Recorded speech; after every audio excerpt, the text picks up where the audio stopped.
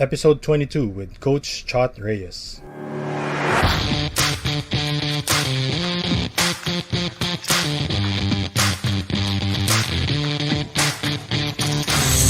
You're listening to Kendrick Loves to Brand, the branding podcast featuring stories and lessons from entrepreneurs and brand builders so you can get inspiration, insights, strategies, and tactics as you create your own game-changing brand.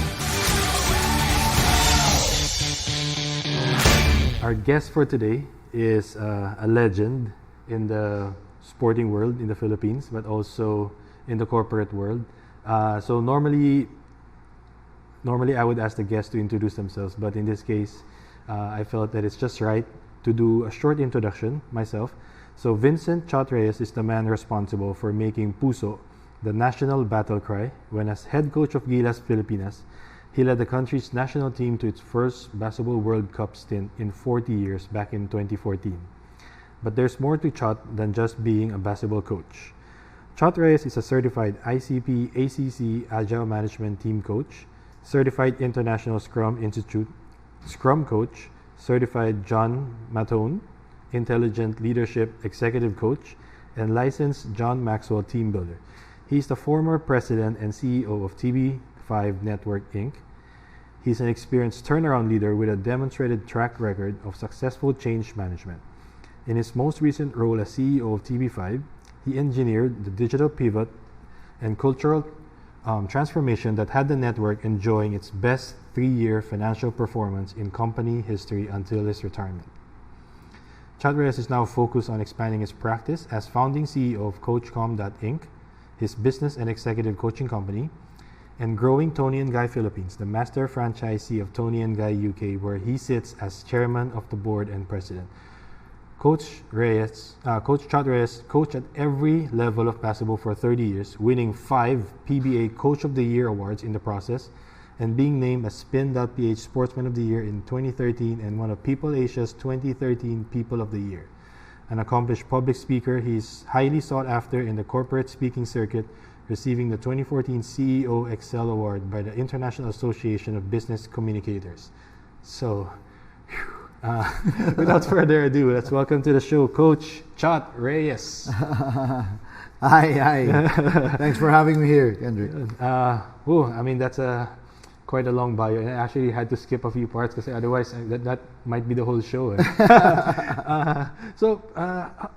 For those who are not familiar, how did you get started, Coach? Like, what's the origin story of Vincent Chot Reyes? Like, how did you get into coaching? As a basketball coach, yeah.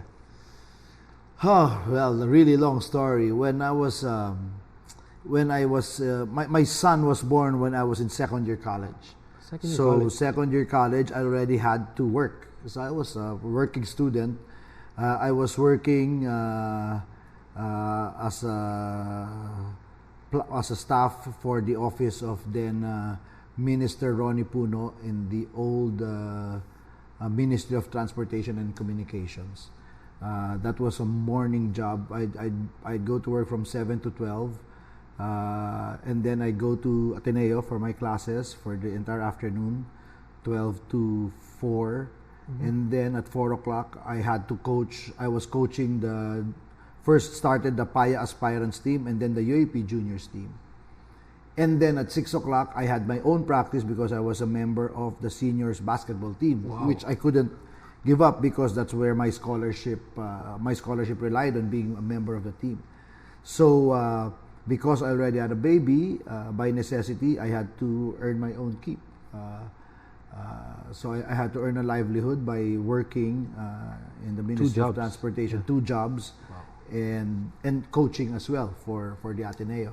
So yeah, at a very early age, I was already working 2 jobs while still being a student, and I'm very proud that I graduated on time. I didn't take an extra SEM or an extra year. So that was the beginning. First time I tasted a championship, we won the championship in the PAYA Aspirants, won a championship with the UAP Juniors. Most prominent name in that team was a guy named Danny Francisco, Olsen Racela, Richie Tixon. Nice. We won that championship there. And then when I graduated from college in 85, I went straight to work. I mean, there was not one day break because the company I was working for part-time as a working student took me in full-time in the Ministry of Transportation and Communication until people power happened. So because it was government, that was the Marcos regime at the time, that office got dismantled.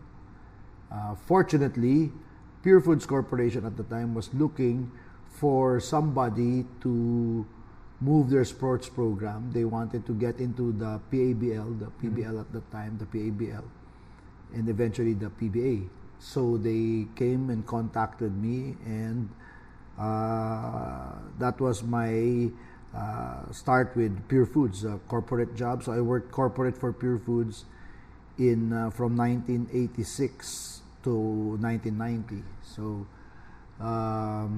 so this wasn't as like a coach yet or any capacity. It's more not like yet. It was full corporate.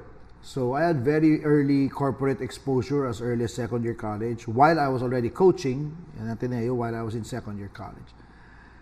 And then in 1990, Coach Tim Cone calls me and asks me to be his assistant in Alaska. How did Coach Tim know you then? We were competitors in the Dasmariñas Village intercolor tournaments. Our team, the Reyes brothers, would always kick his team's butt. So he said, I need some of that. So that's it. He interviewed me and hired me. So I resigned from Pure Foods. I couldn't get into, I had, in my job as Pure Foods, while I was doing full-time corporate work, we got the team into the PABL and then the PBA in 1988. But I couldn't break into the coaching staff because Coach Baby Dalupan had a full-time staff then. He had Chris Calilan, Eli Capasio, very good coaches. And I didn't want to be in the staff just because I was an executive of Pure Foods. So I said, if I really want to go coaching, I need to make my own name first. I needed to tread my own path. So Tim Cone took me as an assistant. At the same time, I was the head coach of Burger Machine in the PBL, and I was the head coach of the Ateneo UAP seniors team. So from 1990, 91, 92, 3 years, I was holding 3 coaching jobs. I had resigned from my corporate work, and I was full-time coach, but that was 3 teams every single day for 3 years. Does it ever get confusing managing 3 teams, coaching 3 teams? Is the system the same, or it does? Yeah, it does. Sometimes I'd be calling a play for my Burger Machine team, which was actually an Ateneo play, or it was an Alaska play. So, but it was great training. I call it the MBA of coaching. I really got my really got my teeth cut in that. I cut my coaching teeth in those 3 years. Because I can imagine like the concept of like the Malcolm Gladwell concept of 10,000 hours. You probably got through that fast because of what you were doing. Yes, and very fortunate to be mentored by Tim. And one of my first jobs that Tim assigned me to was to learn the triangle. And so, you know, I went over and I spent time with Tex Winter with the Lakers. He was already with the Lakers then, and you know, like they say, I mean, no, not the Lakers, with the Bulls. We were just checking and watching. It was the start of our love affair with the triangle. When Coach Tim and I started, we were nowhere near the triangle. But in my last year in '92, that's when we were started. Tim told me, "Why don't you take a look at this sideline triangle thing that Phil Jackson is running with the Bulls?" So we took a look at it, so on and so forth. And when Pure Foods hired me to be their head coach in '93, we were already running a lot of that stuff as well. But it was mostly a hybrid. But Tim went really full on, as you all know, full-time triangle. As the head coach of Pure Foods, you were how old by then? 93? I was 29. 29, yeah. Wow. So you're one of the youngest ever to be the head coach. Yeah, I think I hold the distinction of being the youngest head coach in history to win a championship in my first tournament. Not the first year, the very first tournament that I handled. Yeah, the first conference we won the championship. Right away. Of course, I was fortunate enough to have very good players. But those players were the players whom I signed when I was still with Pure Foods in 1988. So we had already, created some sort of a relationship. We had some history already together. And the chemistry is there. Yeah. So when I got back, it was not like completely new. But then we hired some veterans. We hired Abe King, Manny Victorino, Frankie Lim to augment that young core, that young nucleus of Alvin, Jerry Codinera, Dindo Pumaren, Glenn Capasio, Boy Cabahug. So those were the Pure Foods days. So that's where it began. Yeah. So I was wondering, like, how did you decide to get into coaching back when you were in college? Like, was it already something that you've been wanting to do, or is it more out of necessity because you needed to get another job or something? Then you look into coaching as an option. Believe it or not, I never looked at, even if I was playing varsity basketball in high school and all my 4 years in college in Ateneo, I never had it as a goal to be a professional pro player. But I always wanted to either be a team owner or coach for some reason. Yeah. I was looking back, I think there was a big influence of my previous mentors. Father James O'Brien in particular was my coach in the Paya Aspirants in high school, first year, second year high school. And he was as well our religion or ethics teacher. So Father O'Brien as a person made a very huge impact on me. And I kind of said, I want to be able to do. I wanted to be able to make that same impact to others that Father O'Brien had made on me. So I think that's where it began. Nice. What do you think has been, obviously decades worth of success, diba? What do you think is the secret to your success, or what do you think distinguishes you from other coaches? Well, I've always said this, I'm not the smartest or the most brilliant coach or the one with the best offense or defense, but I think I have the capacity to work really, really hard and outwork everyone else. And I think it was because of just the hardships that I went through from very early in life. Holding 2 jobs while in college, having a kid and still going to class, and then holding down 3 coaching jobs simultaneously. I think that really prepared me very early on to have an enormous capacity for hard work. I think that's one. Number 2, I guess because of that early experience and because of not only my successes but my failures as well, I think I have a better appreciation than most coaches in how to build teams. And if you really think about it, I think that's the only advantage in my mind that I can think of. I mean, there are coaches with better X's and O's and techniques and offenses and defenses, but I'm not gonna take a backseat to anyone in terms of effort and teamwork and the ability to build teams. So, among all the teams that you've coached, is there a particular one that stands out as maybe the word is maybe not favorite, but maybe most memorable in terms of maybe how things came together? And well, it's very hard. For me to answer that, it has to be depending on the stage of my life. Obviously, very, very early in my career, my favorite team was my first Ateneo high school team. How we put that together. We didn't win in our first year, but we won it all in the second year. And then that same team, when I came back when they were UAP age already, we won the whole thing via sweep. But obviously the Pure Foods team is because it was my first PBA championship, is a big favorite of mine. But you can't also discount Coke because I had then Rudy Hatfield, who's one of my all-time favorite players, and the Coca-Cola team then was the team that nobody really gave a chance of winning because we had all the discards of all from the other teams. Yeah.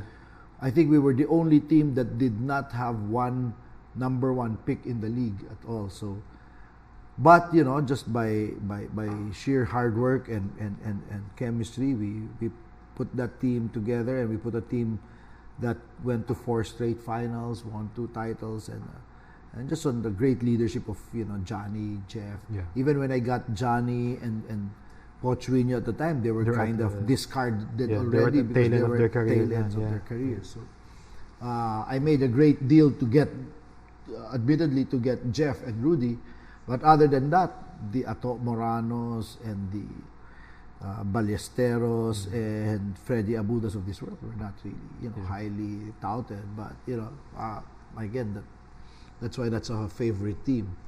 And after that, I took a little sabbatical. When I came back, it was talk and text, and again, that was completely different.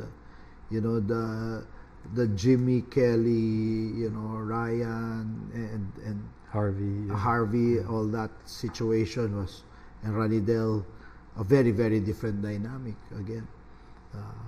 And I think all of that culminated with Gilas, when the way that team came together. So it's very hard to pick one, because even the way I coach and the way I approach the teams, it's never with that kind of frame of mind. So it's going to be very hard for me to say to choose just one. Yeah, favorite. Talking about Gilas for a little bit, because that was the time when I think we had experienced, like, as a country, like we've had like a long drought in terms of like really finding success internationally for basketball, 40 years. Yeah. So, can you take us through, like, what was the preparation like at least mentally, in terms of like believing that you can do something special? Like, how did you as a coach, bring that to the team? I think, like anything else, like you say, it has to start with a sincere belief that it can be done. But it was very, very difficult. If you recall, we were asking for certain players. They were not given to us.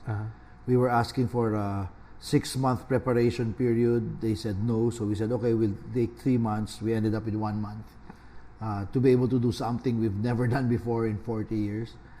But, when you look back, all those trials, not getting the players we wanted, not getting the time we wanted, I think just made us stronger. It became a rallying cry for us to among ourselves say that, hey, we're not getting everything that we want, but everyone expects the world from us. So let's prove to ourselves and let's prove to everyone, and let's make this our life's work. I think that was, in the end, that was the thing that molded everybody together. This is our life's work, really. So to do something really special that nobody had done in the past 4 decades. I mean, in the lifetime of my players, not one of them was even born the last time we qualified. So it was really a lifetime or lifelong objective or dream for us. So I think that was the most important thing. After that, being able to establish the enormity and the value and the significance of the mission at hand, it was just rolling up our sleeves and getting the work done. Just going out and playing in everywhere we could get a game when we could play, just to be able to prepare.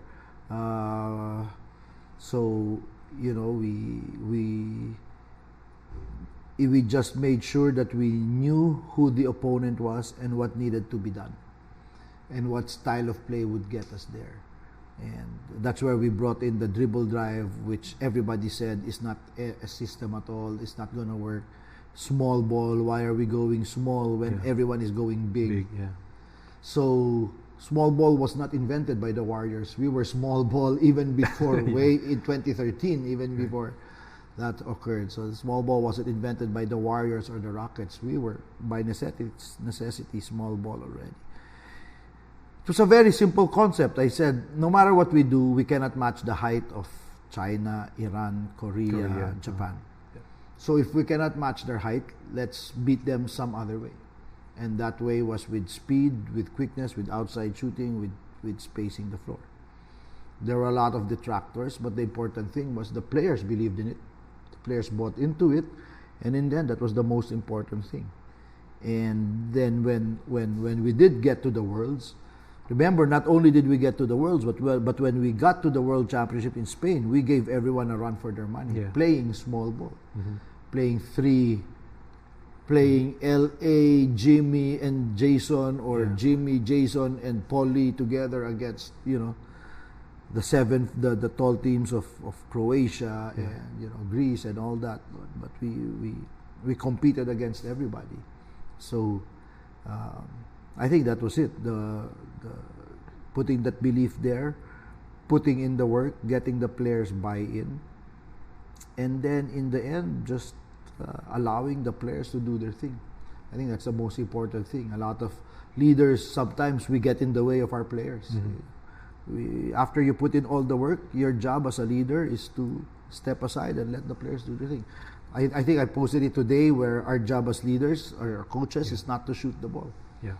It's to make sure the people, our players, are in the perfect position to make shots. So I think that's a very important aspect of leadership or coaching. Just get out of the way of the players. Let them do their job. Nice. So I guess in Gilas, that's basically what we did.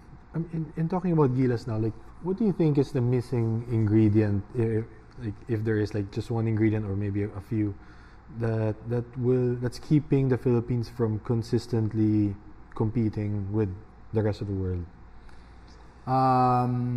Structure. Every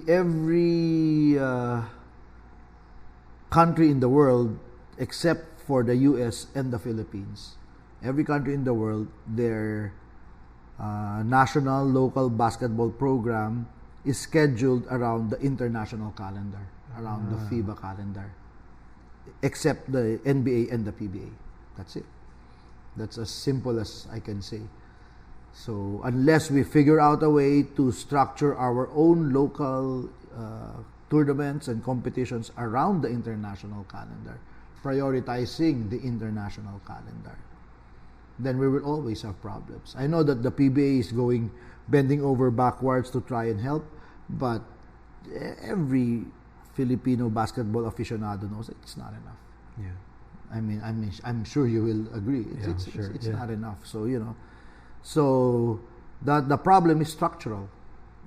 In the same manner that the US has the NBA, the Philippines has the PBA, and that's what's getting in the way. I mean, Korea has the KBA and KBL, but the KBA is subservient to the schedule and the whims of the National Association. Because most of the other leagues, their off-season coincides with the major tournaments. Yes, so at least you're free, the players Correct. are free, you get the whole pool. And I guess here there's also some politics in terms of the different groups managing their players. They don't want to make certain players available. Let me correct you. There's not some, there's a lot of politics. I mean, there's politics all over the world, but at least I think the problem here is really structural and systemic. Nice. Okay. I guess that's a different conversation altogether. But you also mentioned earlier, like, dealing with failures. How do you deal with failures? Or like, is there a particular adversity or failure that really sticks with you right now in terms of like maybe imparting a lot of lessons for you or giving you a lot of insights? I think the most important thing is since I retired from TV5 in July 31, I've been able to complete a lot of important courses which are very important in my executive coaching practice now. And one of those courses that I completed was a course on mastering resilience. And I had that same question: how come some people react in very different ways to adversity? I mean, you can have adversity happen to one person and he will react very differently to another person. Some people get crushed by adversity. Some people get stronger with adversity. And I like to call it the AQ, your adversity quotient. Mm-hmm. So personally, for me, how I deal with adversity first is I am aware, is an awareness and acceptance of my role in that failure, in that rejection or that defeat. The first question I always ask myself is, what did I do wrong? What could have I done better? What were my shortcomings? I'm my own worst critic, whether that's in basketball or in business or in any entrepreneurial or corporate activity. Second, I always, when we were still running clinics for little kids before, we always, when, the little kids, when they lose the game, they cry, diba? Yeah. So what we tell them is, lose the game but never lose the lesson. So the second part is, yes, we lose the game, but we never lose the lesson. Because of that awareness, we glean the lessons from that defeat. Next is to work on those things. So ask yourself the question, what can I do to make sure that it doesn't happen again? Next is to make sure you surround yourself with a very good support system. That's the most important thing. You have a good support system around you. And then finally is go again. Take a shot. The worst thing you can do after a defeat is to be trigger shy. So go and take another shot, go again, and go at it again. So my philosophy in life is that I'd rather try at something and fail than not try at all and regret it. So I do not want to live a life of regret. So there's a lot of things I tried that didn't work out, but we move on. So I love the quote that you said about losing the game but don't lose the lesson. It's like that quote, not sure if it's Michael Jordan, like a loss only becomes a failure when you make an excuse for the loss. So that's actually very helpful to know, especially for kids. Actually, since I have a 4-year-old who has he loses his temper easily. Like that's what we see today.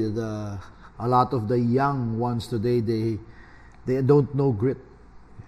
It's not a deficiency, a weakness, or a shortcoming. It's just that it has to be learned. They grew up in the IG era, the instant gratification era. Correct. So when they don't get what they want right away, it's So in my lifetime, or our generation, we understood how it is, yung laki sa hirap, di ba? The question is, yes, you know how important it is, but that's what I ask the leaders that I work with. Yes, you know how important grit and resilience are, but the question is, can you teach it? Can you coach it? Yeah. So now my training in the programs that I put together, we can coach it. We can actually coach you how to coach it. We can actually teach you how to coach it, to pass it on. So if you're a leader and you undergo our workshops or our training, then you can have some actual tools that you can use, or models, or a framework to use to be able to pass it on and teach it to your people.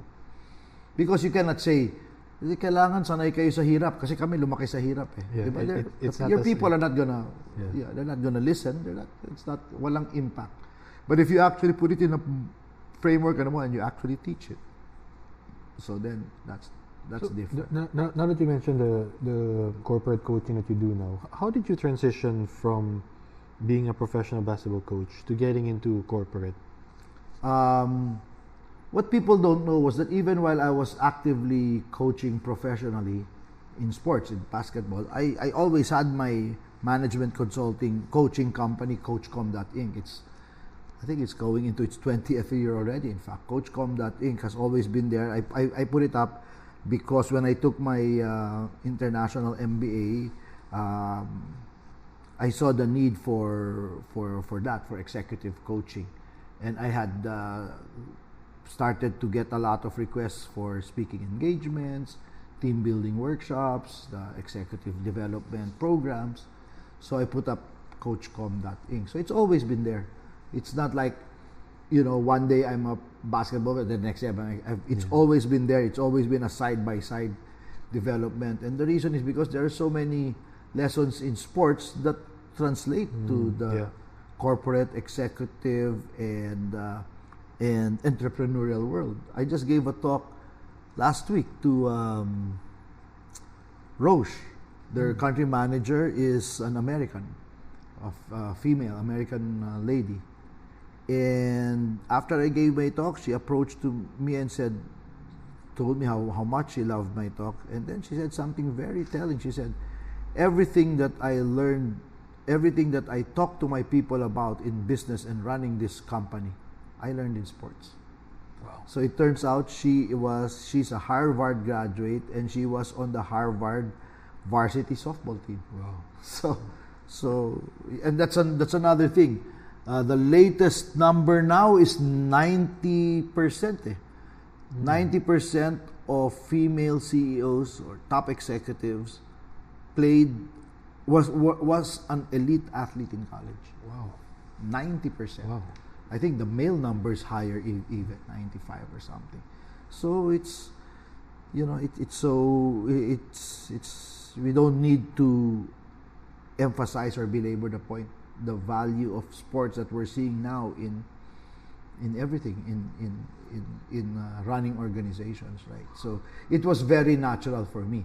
And when people outside, they call me coach, you don't have to explain it anymore, diba? Yeah. I mean, they already know me as Coach Chot. So it was now just a matter of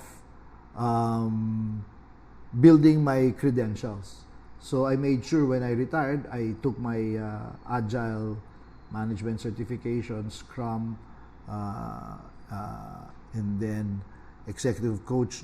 John Matone was the executive coach of Steve Jobs and Roger Enrico, all these top hotshot CEOs in the US.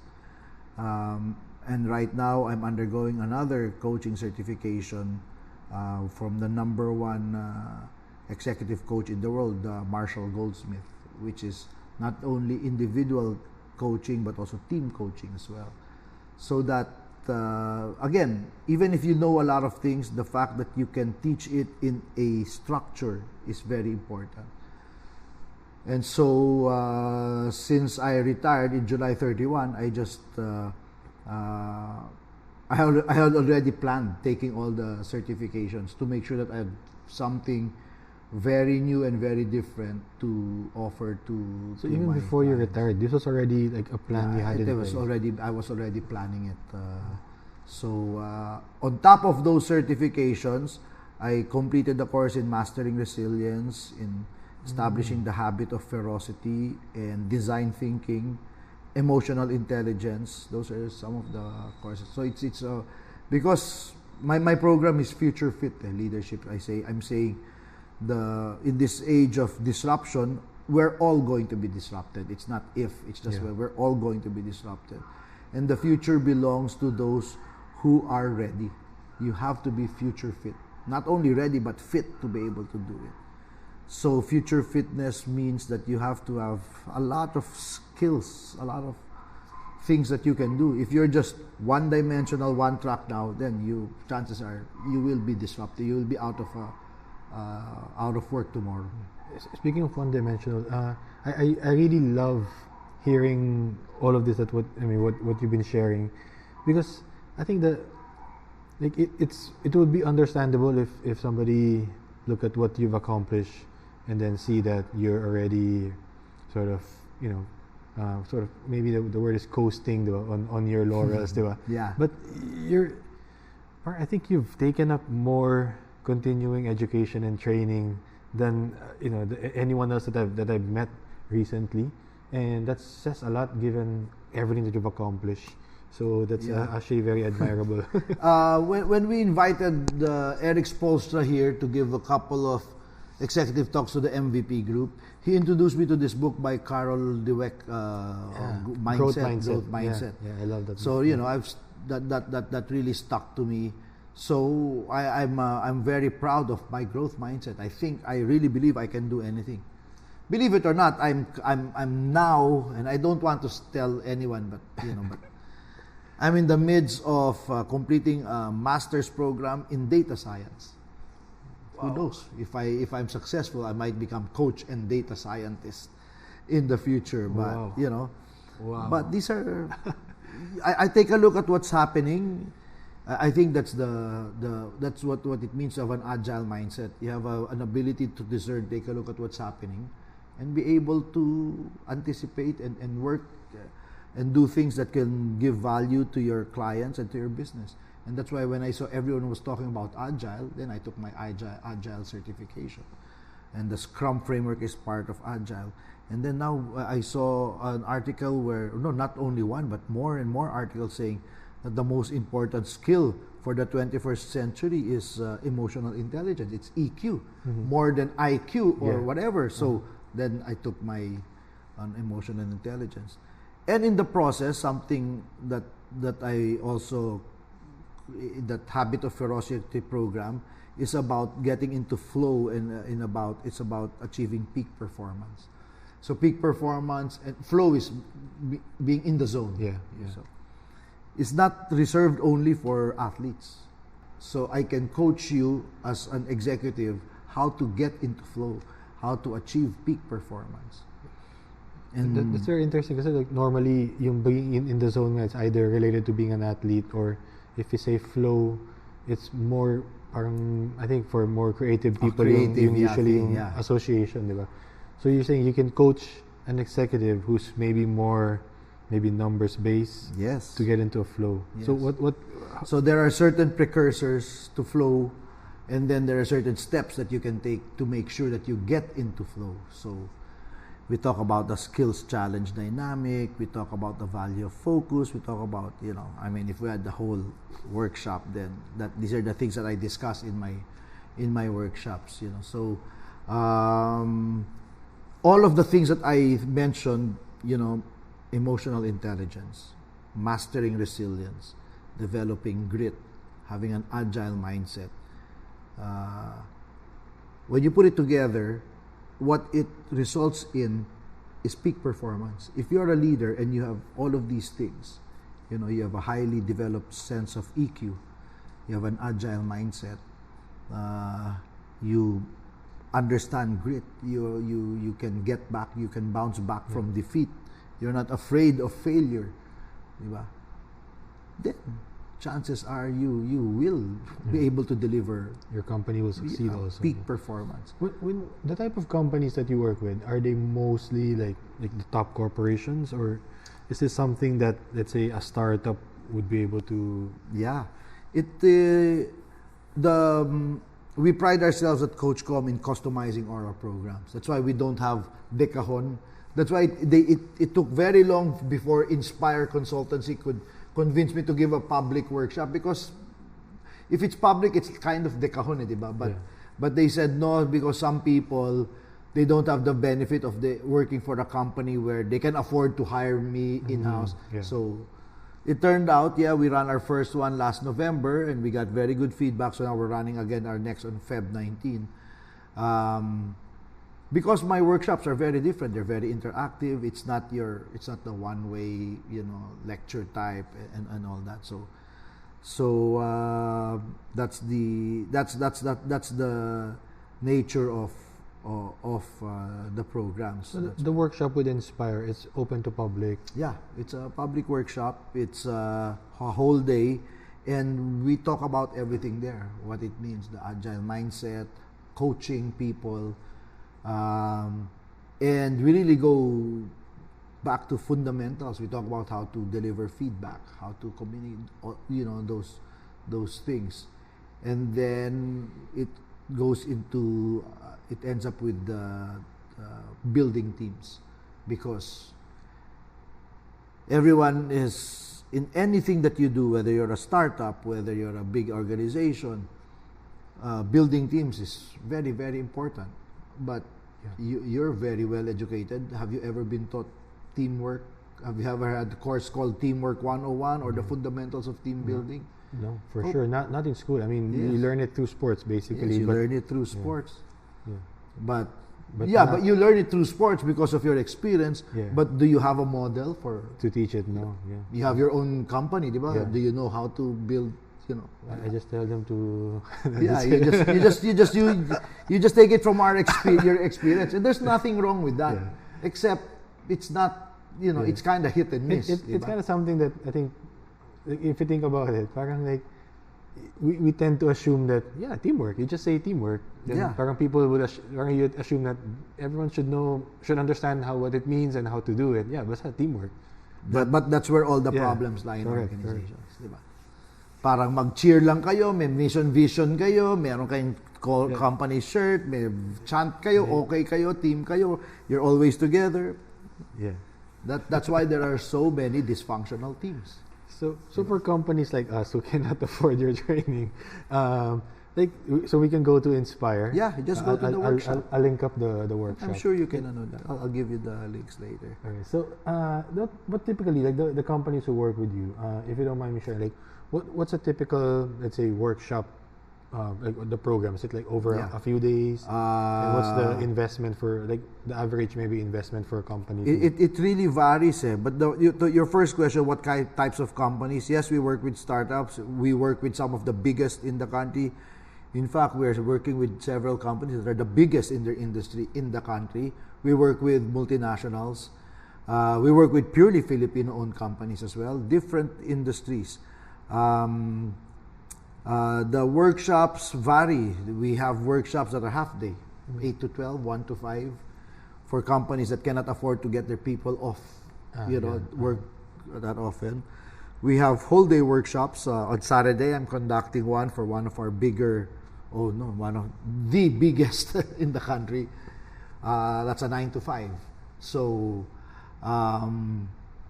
it's a combined team building, coaching, everything workshop, and leadership workshop. We also work with entrepreneurs. So it really varies. The cost is the cost component is a very wide range. Kasi nga, it depends on what are the activities, what do you want to achieve, where do you want to... all I can say is that investment has shown to generate huge ROIs over the years. We've worked with several companies before that were on the verge of closing or was negative and now doing very well. We worked with a company where the Philippine operations did so well that the country manager got promoted from here and now he's in Europe somewhere, and it's a lot of things. Because I always say, if you think education is important, try ignorance. I mean, these are the things that, think about it. When we want to prepare ourselves for the future, what are we going to do? Are we going to purchase the next piece of equipment or technology, or we don't know. But what if we just train our people to be ready? Diba? So make them future fit. People ask me, how do we future proof our organizations? Sabi ko, we can't. We don't even know what's the next disruption. Diba? In the next 6 months or 12 months, we don't even know. How can you future proof your operation?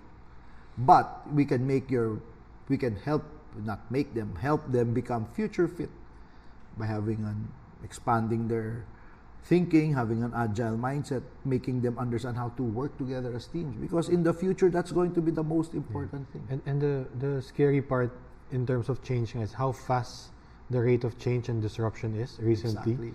Like the past 5 years alone compared to the previous maybe 10, 15, it's different. And ang bilis nung change. Before they said change is coming, then they said change is here.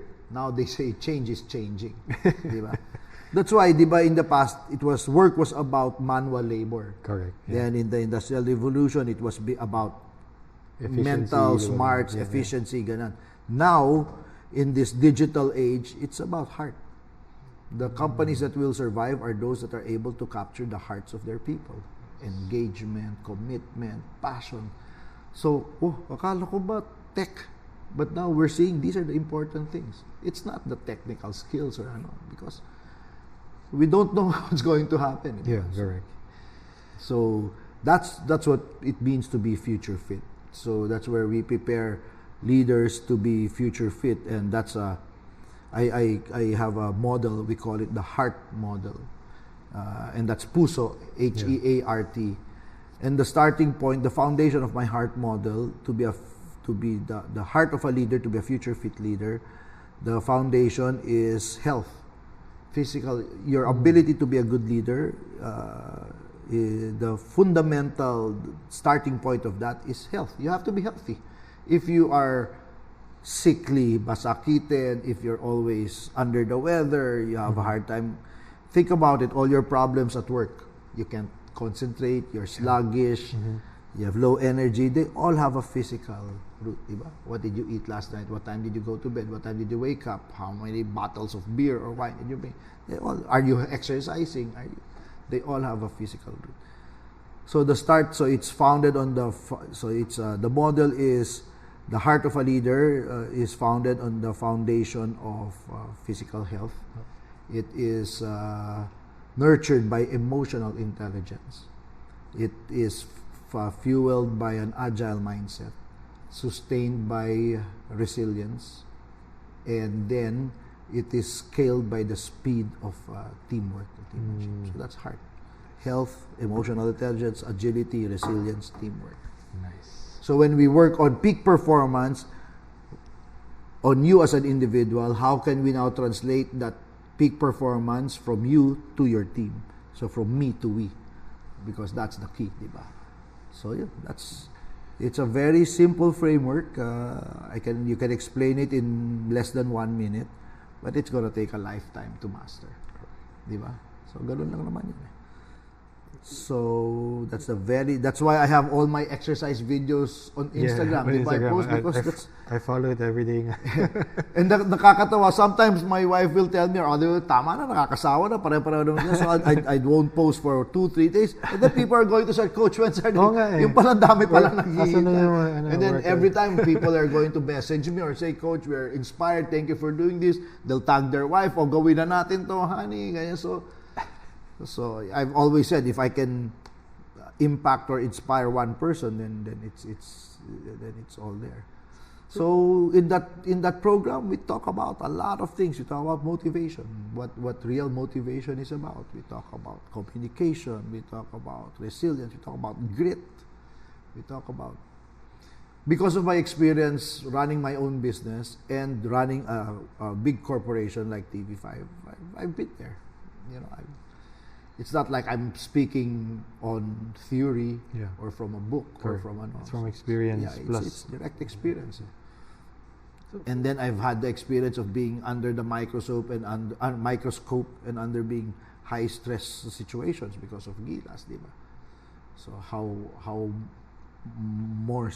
much more stressful can that get, diba, in Gilas? There's 100 million Filipinos watching your every move. You take the number 3 team in the world, Argentina, to the final possession before losing, and then galit pa sa yung mga tao, kasalanan mo pa rin. And then now they see what happened last year, that we got blown away by 40, 50 points. And now people are saying, Coach, bumalik ka na, hindi na kami galit. Sorry na. Nakakatawa talaga mga Pilipino. I've always been curious, during moments in the game, do you ever, do these thoughts ever come into play? Do you ever think about what the outside world will be saying? Never.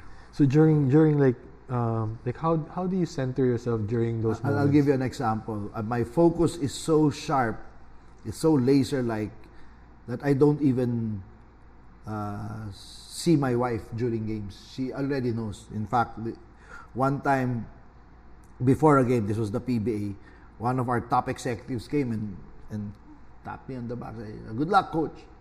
And I was just looking. I didn't mind him, anything. So he tells my wife, "Grabe naman to si Coach, nabero naman, di mo ako pinansin." So my wife tells the executive, "Ako nga hindi niyan pinapansin, ikaw pa." So it's just, when it's game time. You're locked in So already. how do we, that's part of what we teach. We teach how to breathe. We teach mindfulness. I have a certification in mindfulness as well, in positive psychology. Do you do meditation? Yeah. What type of meditation? That red chair, that's my meditation. What type of meditation do you do?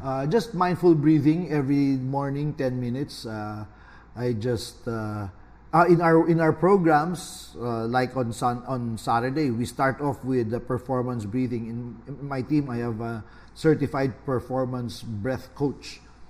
So we do breathing. We do a lot. In my teams, ask any player in Gilas or talk and text, they will tell you. Before every practice, every game, we're in the dugout, we're doing our breathing exercises. I learned that from Phil Jackson.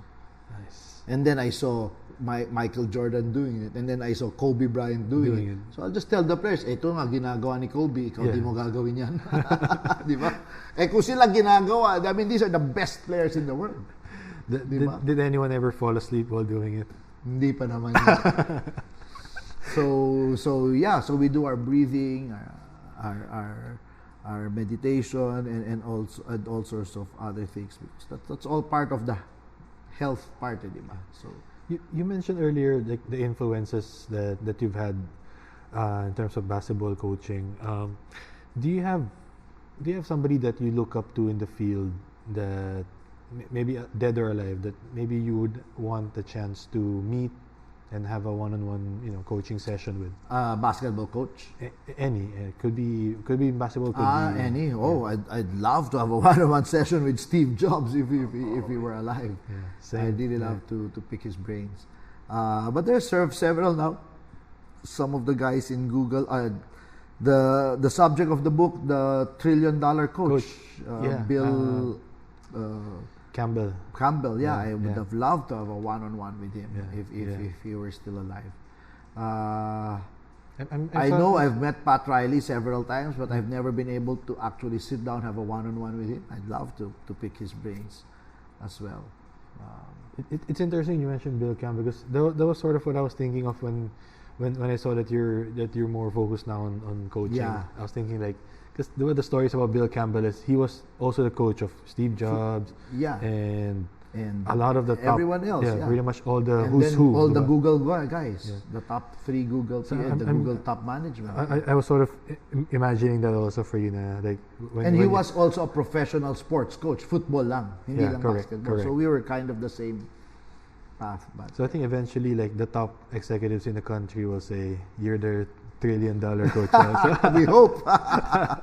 But very, very interesting about this coaching industry, the coaching practice. About 10, 12 years ago, it was really big. Everyone was getting into it. And then it kind of lost its luster, parang nawala yan eh.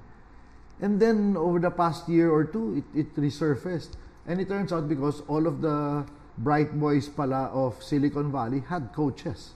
So now everyone is now looking to have a coach because all of these bright boys, they're very smart, they're very talented, but they're either too young or they don't have the business chops or they don't have the personal, the the skills, skills. So they need coaches. And so now we're getting surprised. Now everyone is looking for a coach. So coaching is back in the line. And really in the digital age, and especially for the kids coming out of college today who don't want to be managed. I mean, the fresh grads, they hate being managed. So if you manage them the old way, the way you were managed, then you're going to lose them. You're going to lose them. But they want to be inspired. They want to be motivated. They want to be coached. But don't manage them. Don't manage them. So you mentioned earlier like dealing with adversity, and also being your harshest critic. Do you ever experience self-doubt? Yes, quite a lot.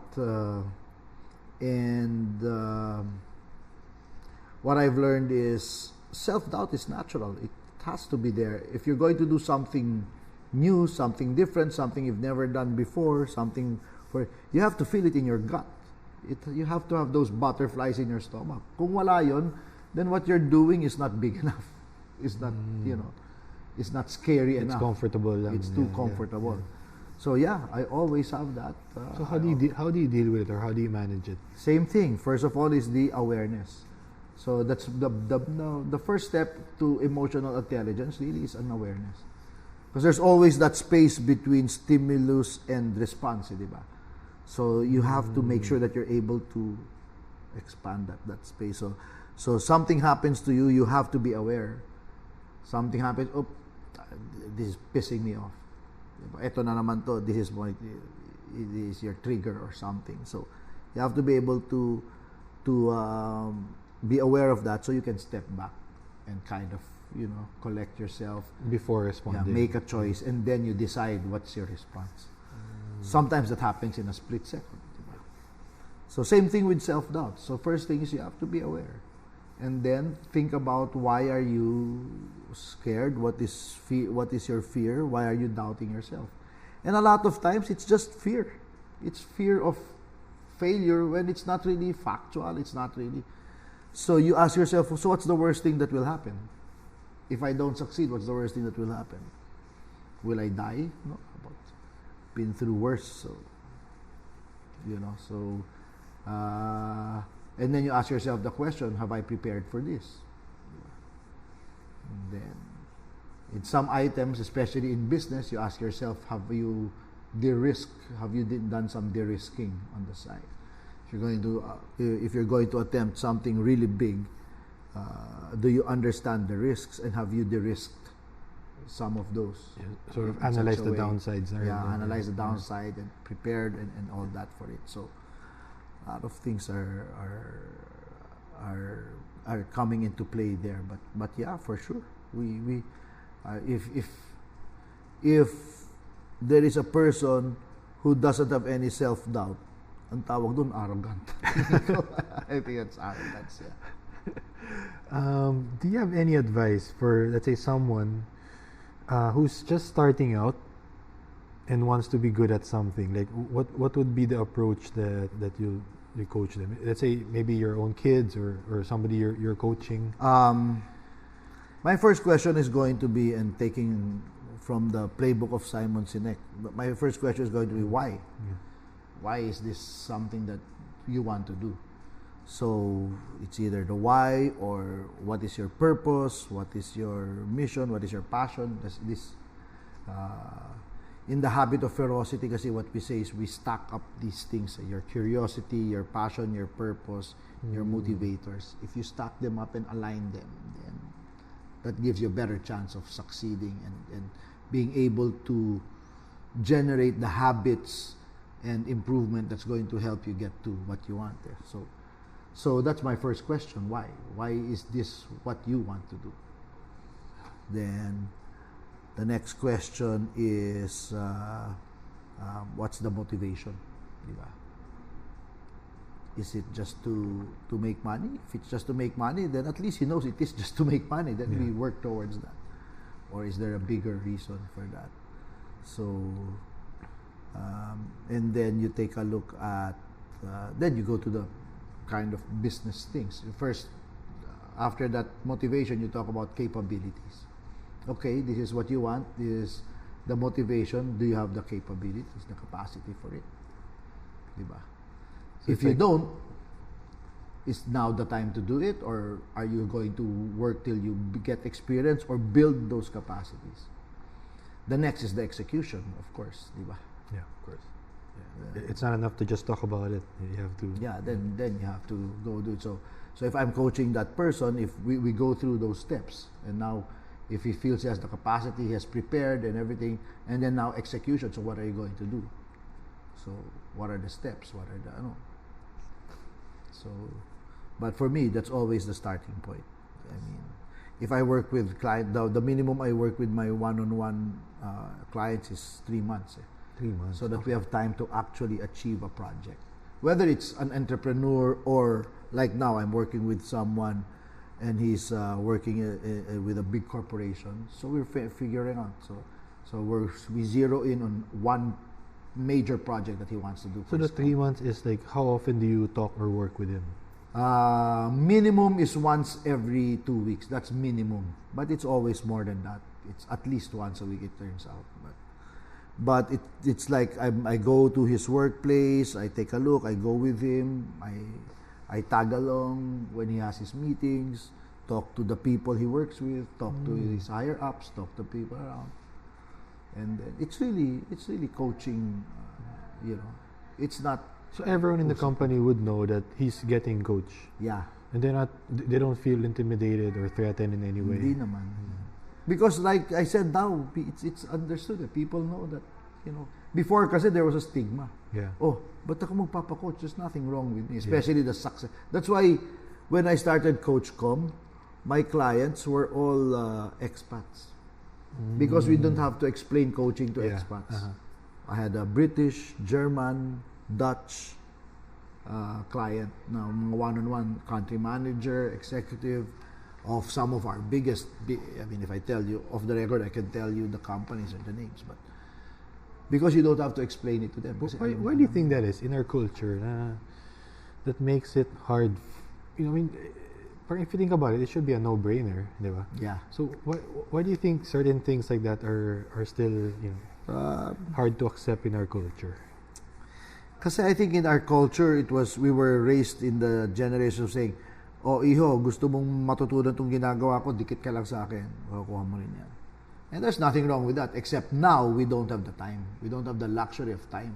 Dati ganun, di ba? Like you say, you'll just get it just by, gets mo na. But now you don't have the time. Di ba? Now, everything's so fast.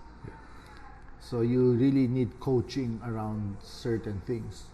That's why if you have a coach there, so even the people I work with, even if our meeting is once a week lang, they know that they can email me or text me or Viber me or WhatsApp me, and they can. So this type of coaching is more one-on-one, di ba? Yeah. And so the Coachcom, our programs are one-on-one executive coaching, mentor coaching, which is the workshops where we work with other leaders, leadership development, and team training.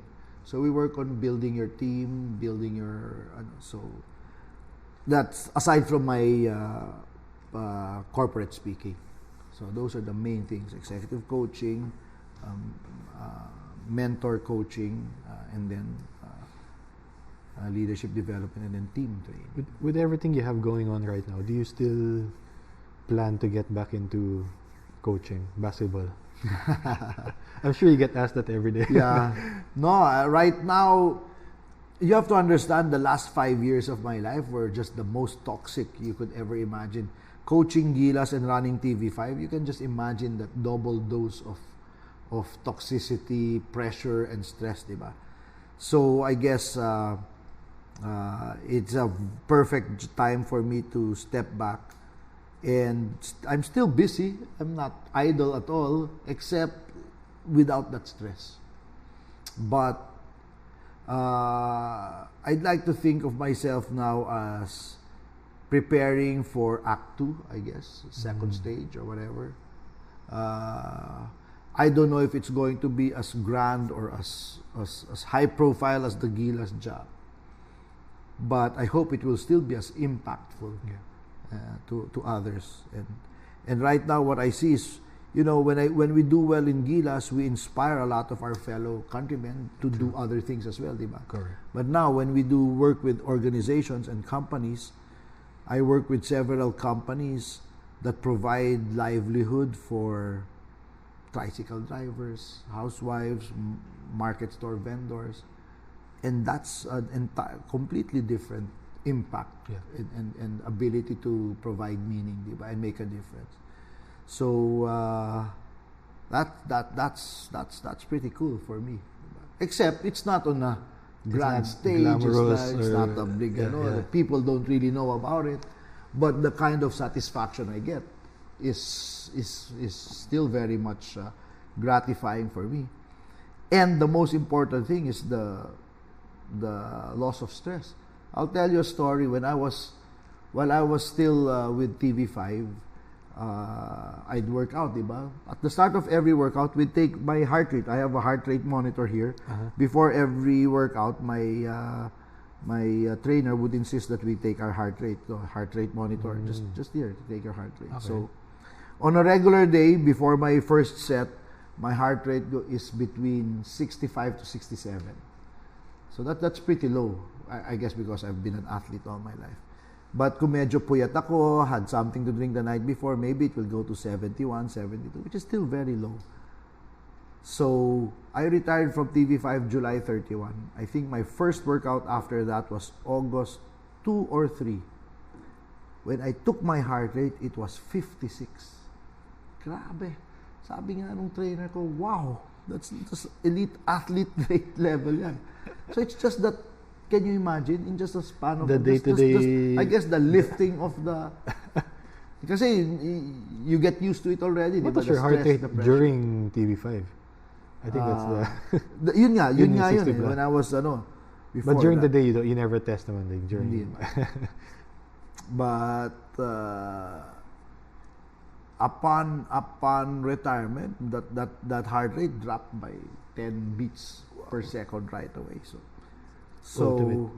it's really So do I want to go back to that? I don't think so. I don't know if I really want to do that because, but it's hard to, magsalita ng tapos, di ba? It's hard of course. speak with finality because, but I'm at a stage in my life where I had a meeting, I had a lunch meeting in it that was a business. I just signed a contract. I had sneakers, but I was in shorts and t-shirts. So the only time I put on long pants now is when I have a talk. But otherwise, I'm just so perfect. Okay, we're heading towards the latter part of the show, towards the end of the show. There are 3 questions I always want to ask. It relates to legacy. So the first of the 3 questions is, knowing everything you know now, if you had to go back in time, or let's say you had a chance to go back in time, and you had 1 minute to talk to your younger self, maybe when you were in second year college, when you had your first son, what would you say to yourself? Parang boy abunda yan, ha?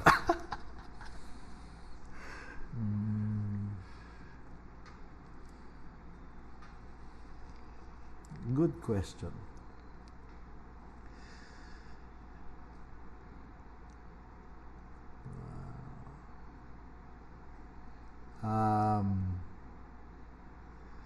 Don't be afraid. Take risks. Don't worry what other people say. It's okay to fail, and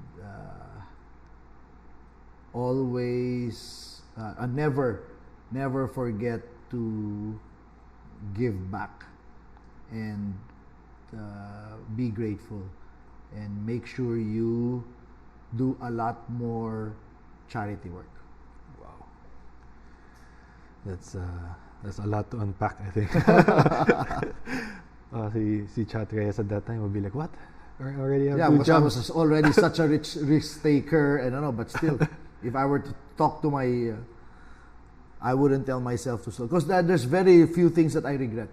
Because even the failures and all that, there's very few things. I regret not being able to do more for charity. Wow. Yeah, I hope I could be able to do more for charity. But nice. Yeah. Okay.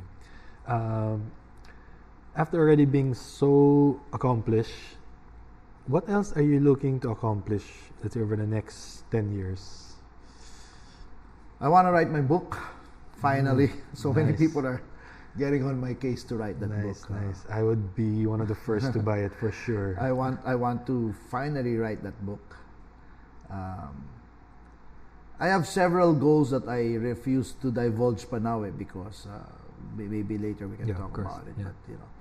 But I want, except to say that I want to continue making an impact on a lot more people, and I think my purpose and my why is to inspire people to do things that allow them to be the best version of themselves, and in so doing, develop more Filipino leaders. I'm really more and more. That's really my focus. What can I do to develop more Filipino leaders? Everything I want to do now is I want it to be along those lines. Okay. So before I ask my final question, where can people follow you, or where can people follow the work that you're doing? All over. I'm on Instagram, Coach Chot, Twitter, same, Coach Chot, LinkedIn, same, Chot Reyes on LinkedIn. The website of Coachcom is www.coachcom.ph. Okay. But if you have time, the inclination, Feb 19, sign up for my Future Fit leadership workshop. I think I'm pretty sure we have a few more slots left. We want to keep it lang to 30 or 35. I just want it to be a small audience, small group. But I think we have a few more. We have a few slots left.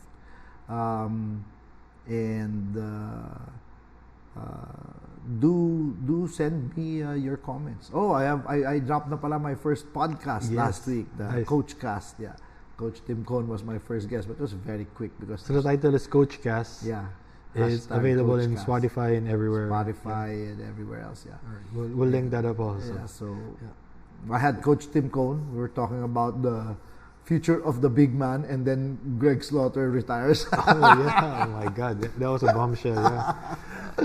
So that was funny, but Okay. so yeah, that's where they can follow me. All right. So, very final question: how do you, Chot Reyes, want to be remembered?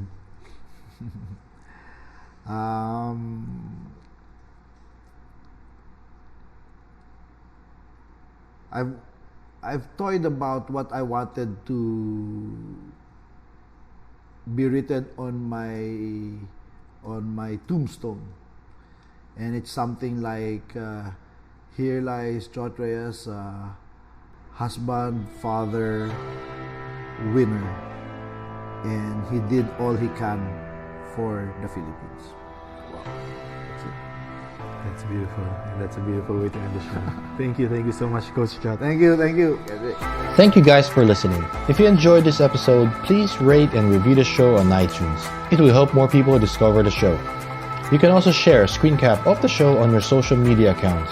Make sure to tag me and let me know which part of the episode you like or didn't like.